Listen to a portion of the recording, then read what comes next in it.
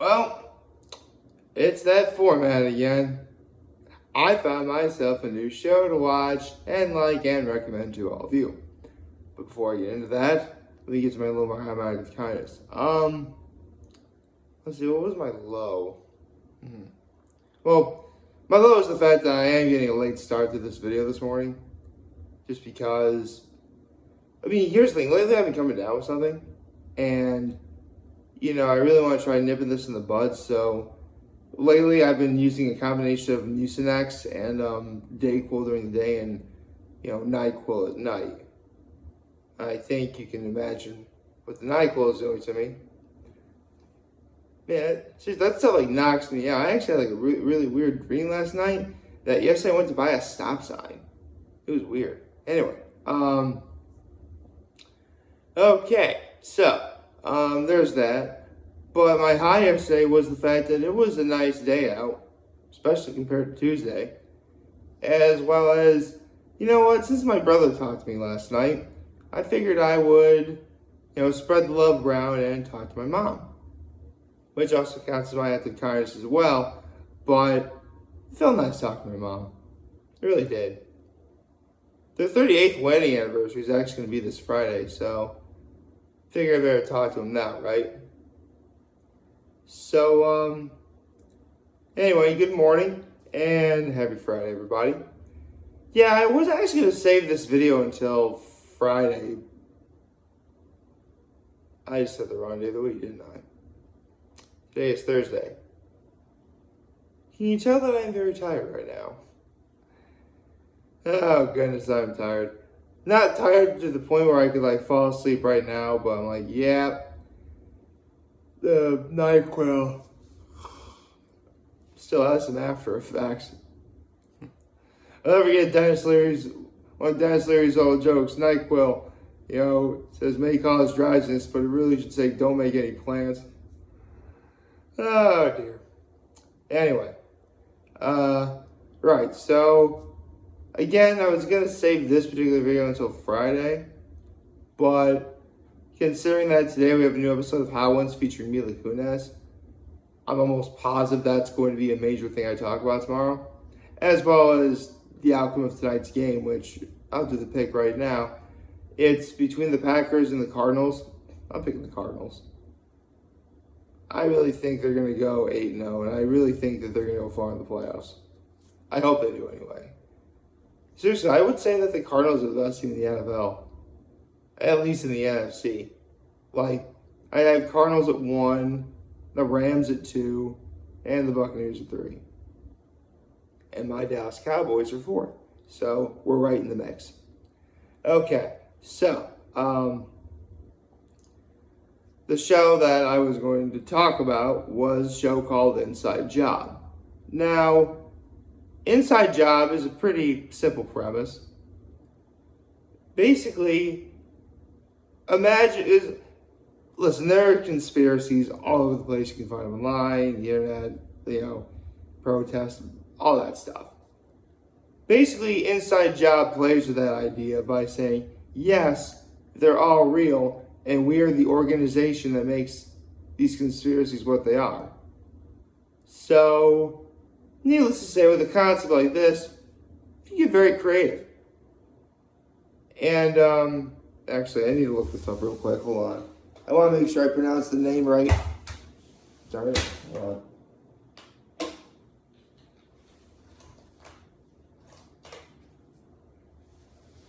There we go.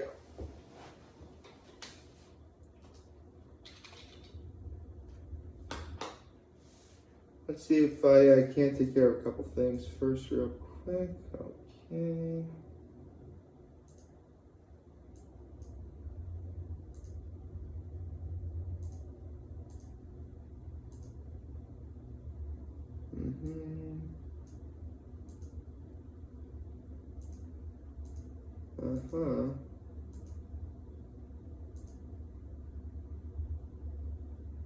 Alright then. Right.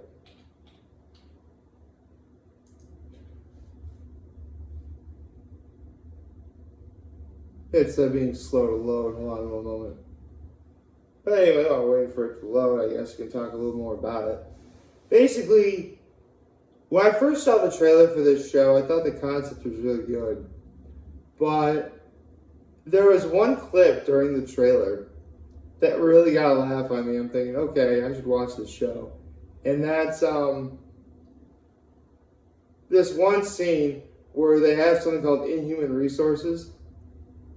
And the presenter is, "Welcome to Inhuman Resources. I'm Mr. Mothman. I'm a Mothman." And it got a laugh on me because that was clearly voiced by Ron Funches. And I love Ron Funches. So I'm like, okay, you got Ron Funches here. Let's rock. And that's actually one thing I am going to point out right away. The cast for this show is full of impeccable actors and comedians with extreme timing. I mean, you have the main character, Reagan, voiced by Lisa Kaplan, who, if I'm not mistaken,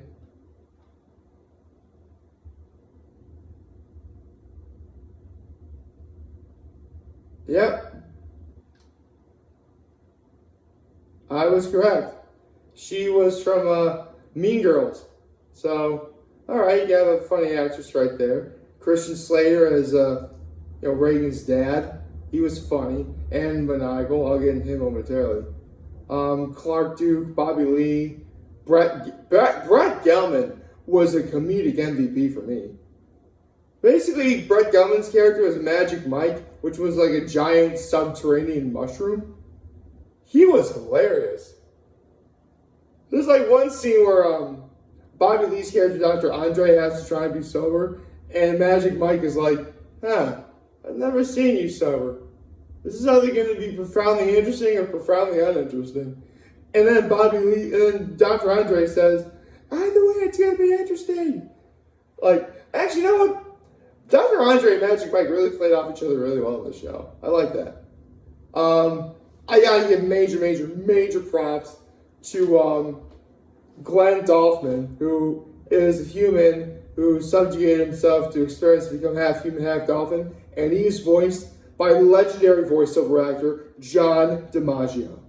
For those of you who don't know who John DiMaggio is, he's the voice of Bender from Futurama, as well as other he was also Dr. Draken from Kim Possible.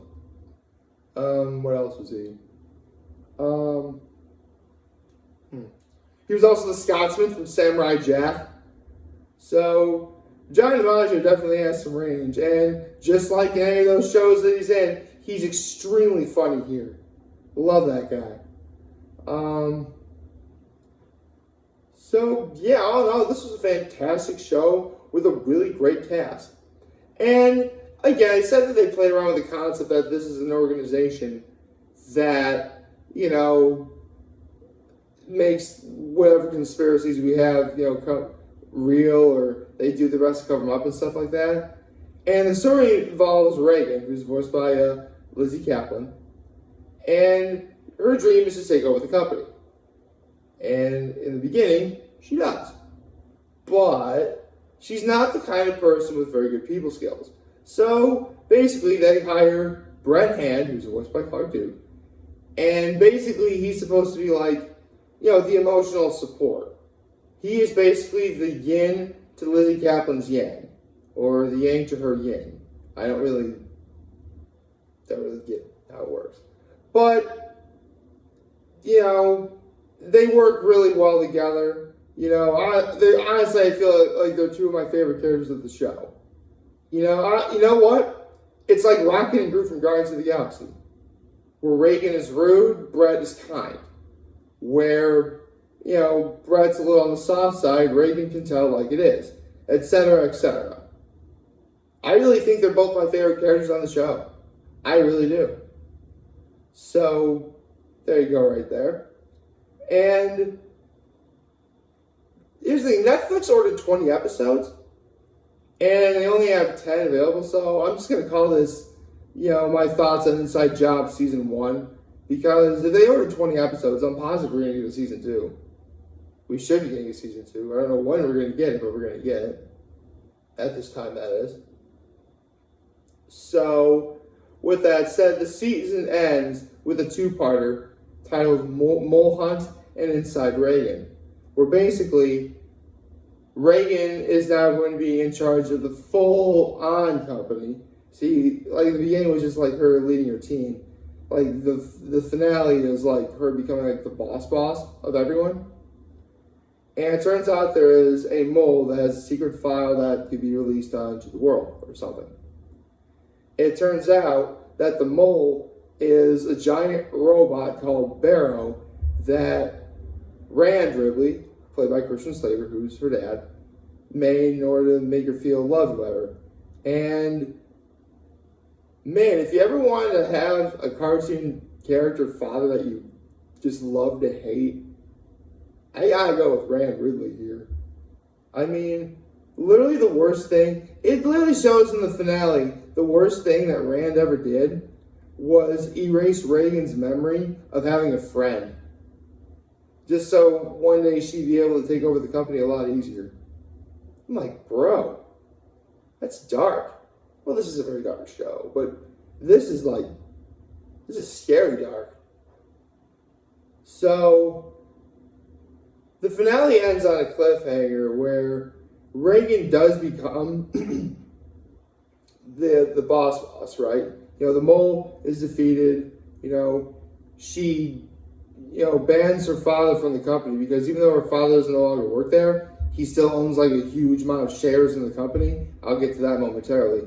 And so she enters the office, and these rogue society people are like, listen, you were able to handle yourself well, but we don't feel like you have enough experience to do it. So we're going to give it to the person with the most shareholders in the company, and that's her dad, who she just banned.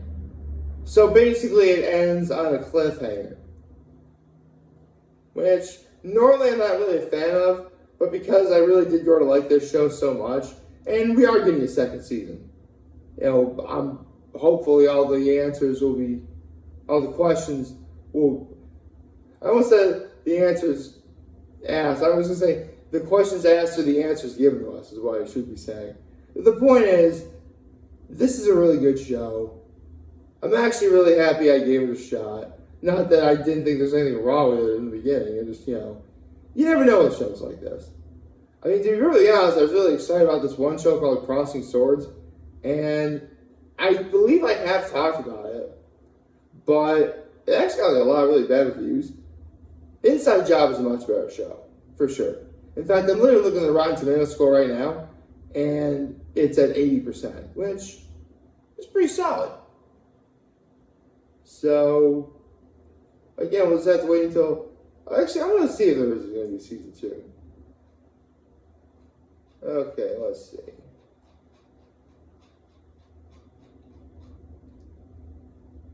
Oh, yeah. So, in April 2019... Netflix ordered 20 episodes of this series. Okay. And only 10 of them are released.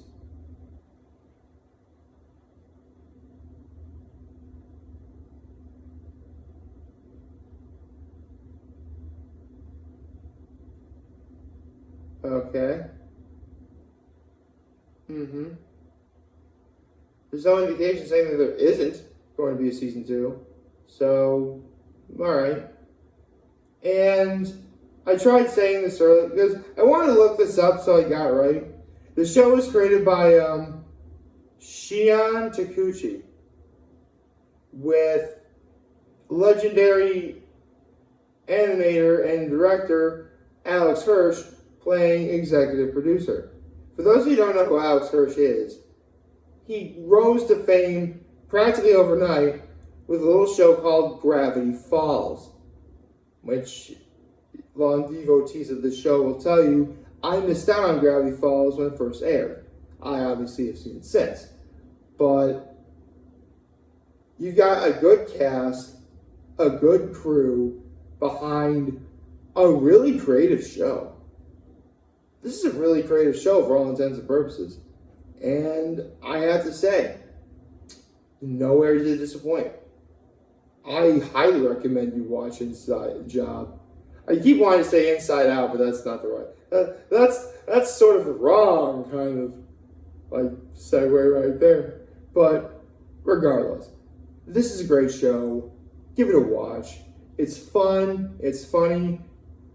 You may want to make sure no children are present because it can be pretty violent, pretty dirty language heavy. So take that for what you will. But in terms of great shows I've seen, I've seen a lot of really good shows throughout this whole pandemic. Kid Cosmic, Inside Job, Centaur World. And even old shows like Gurren Lagann and Kill la Kill. Like, this has been don't get me wrong, the pandemic was awful. We can all agree that it's been awful. But I can honestly say it hasn't all been bad.